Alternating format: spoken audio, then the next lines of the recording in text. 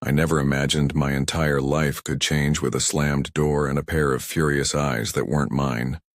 Because that's how it started, with him looking at me like I was a nuisance, like my very existence was an inconvenience. And the worst part? I was supposed to call him boss. You'd think I'd run right then. Any sane person would have, but I wasn't sane. I was desperate. A single mother with bills stacked higher than the dishes in the sink, a little boy at home waiting for me, and no one else to depend on. Walking out wasn't an option. Not for me. The awful thing is, before I even had time to explain myself, he snapped. Another one, he muttered under his breath, not even trying to hide his disdain. Can't you people follow basic instructions? The way he said people, like we were interchangeable, like I wasn't even a real person, made my stomach twist. But instead of crying or quitting like the others had, I smiled. A slow, deliberate smile that made him pause mid-sentence. I'm not going anywhere, I told him. My voice was steady, but inside my heart was pounding like it wanted to escape. My ribcage, that's the part that haunts me, not his cruelty, not his arrogance, but the way my words seemed to challenge him, to light something in his dark eyes I didn't yet understand. Who was he? Adrian Blackwell. CEO. Billionaire. Rumor had it, no secretary lasted more than a month under his rule. Some didn't even survive the first week. And yet there I stood, clutching my cheap handbag, wearing shoes with worn-out soles, daring him with nothing but my stubbornness.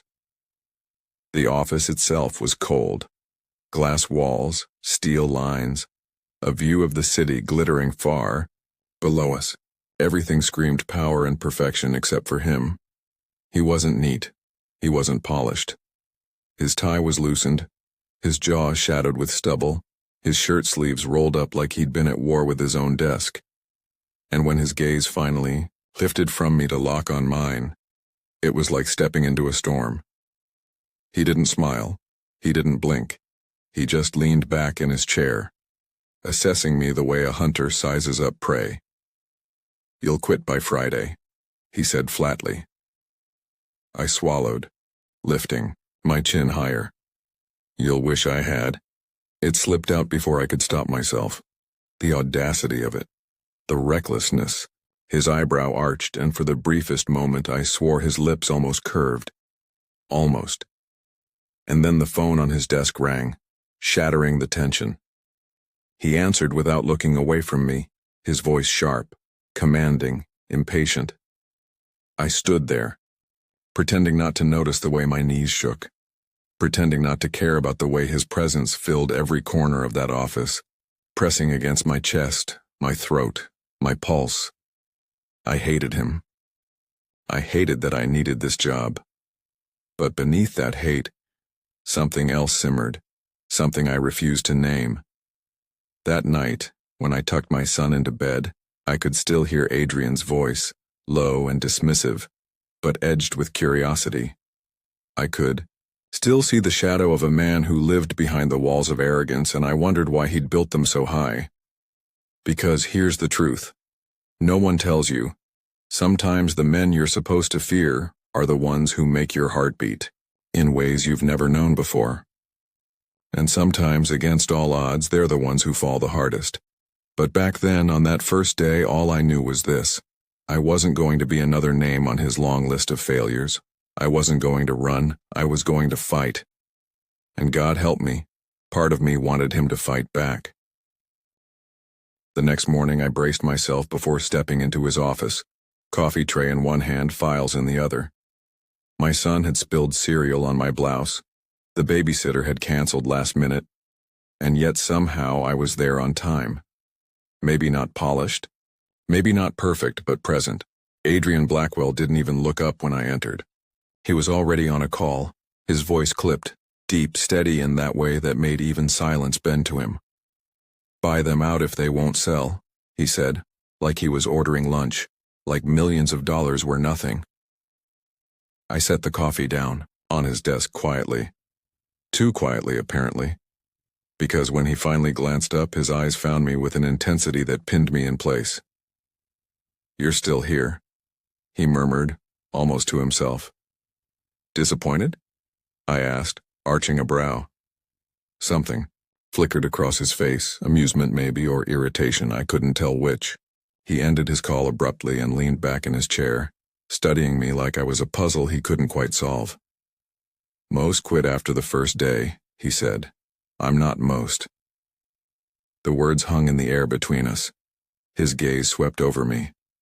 Not in the way men sometimes do to make women feel small, but sharper, searching as if he were trying to find the crack in my armor.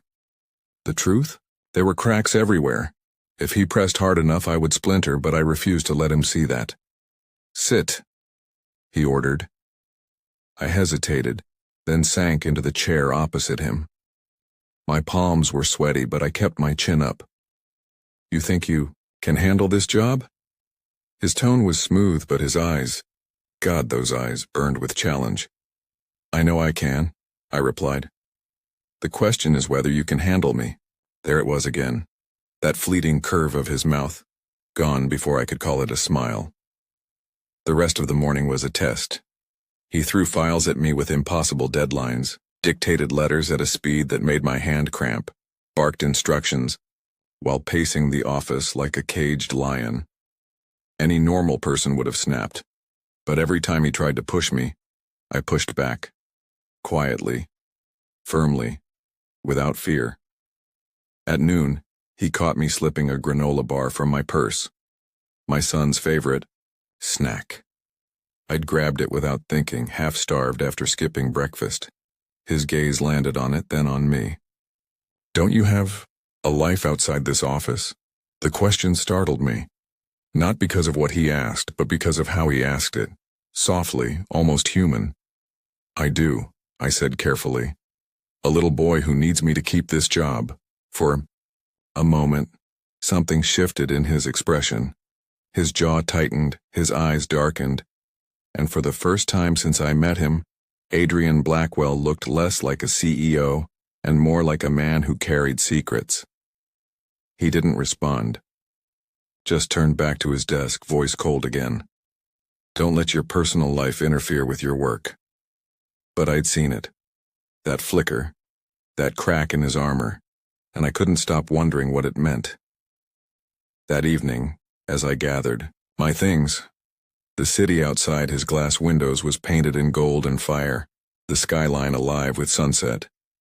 I should have been relieved the day was over. Instead, I found myself standing still, watching his reflection in the glass. He was at his desk, sleeves rolled up, fingers pressed to his temple. Exhaustion etched into the line of his shoulders. Powerful, untouchable Adrian Blackwell, looking weary, alone. I should have left. I should have walked out without a word.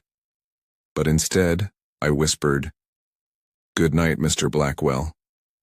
His head lifted, our eyes met in the reflection, and for the briefest second there was no boss, no secretary, no walls, just a man and a woman, caught in the gravity of something neither of us wanted to name. Then he broke it. "Close the door behind you," he said, voice flat. I left, my heart pounding, my hands trembling. But inside I knew the truth. The tension between us wasn't going away. It was only getting sharper, stronger, dangerous. And I wasn't running anymore. I should have known something was going to happen the day the elevator broke down. It was late, long after the office had emptied. I'd stayed behind to finish typing up a contract, because if I didn't, Adrian would have torn it apart in the morning. When the lights flickered and the building gave that low groan, I almost laughed. Of course, my luck. And then the elevator doors slid shut, trapping me inside, with him. He stepped in just as the power cut, the floor jarring to a halt between stories.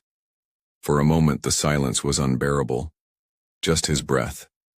Just mine. The city's. Hum gone, the world reduced to a metal box and the storm of tension crackling between us. I pressed the emergency button. Nothing. My heart thudded in my chest, far too loud. "You're claustrophobic?" His voice was low, steady, though his jaw ticked like he was trying to keep control. "No," I lied. My palms were slick against the rail. Just not thrilled about being stuck here with you. The corner of his mouth twitched.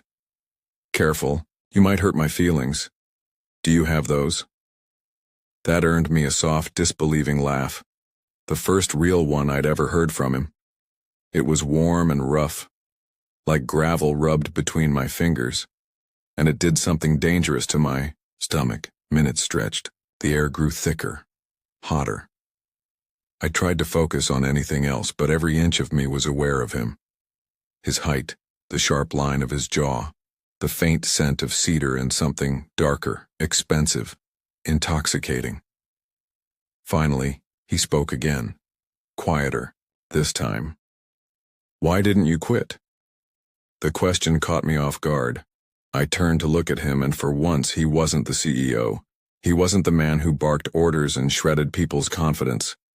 He was just Adrian, searching. Because I don't have the luxury of walking away, I whispered. And because I want to prove you wrong. His gaze locked on mine, heavy, unflinching. Prove me wrong about what? That not everyone breaks. The silence that followed wasn't empty. It was alive.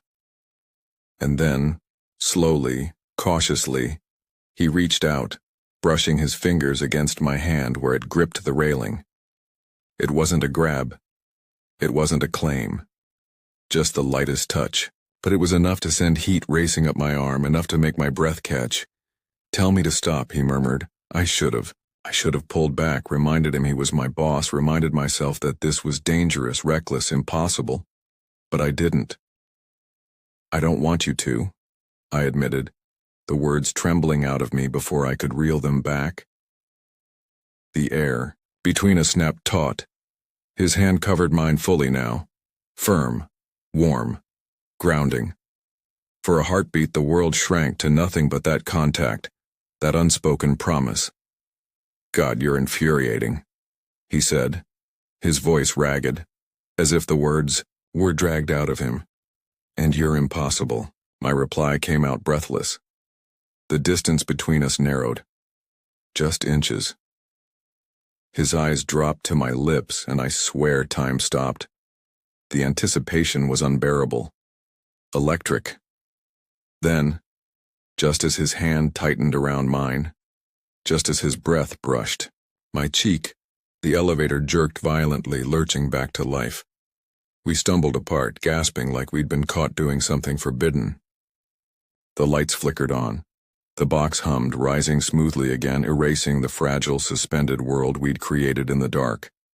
By the time the doors slid open, Adrian was stone again, mask firmly in place, voice sharp, hands shoved in his pockets. Go home, he said, not looking at me. I nodded, throat tight, words locked somewhere between my heart and my lips. But as I stepped out, I felt his gaze burning into my back, and I knew. Whatever had just sparked between us wasn't going away. It was only beginning. I tried to forget that night in the elevator. God knows I tried.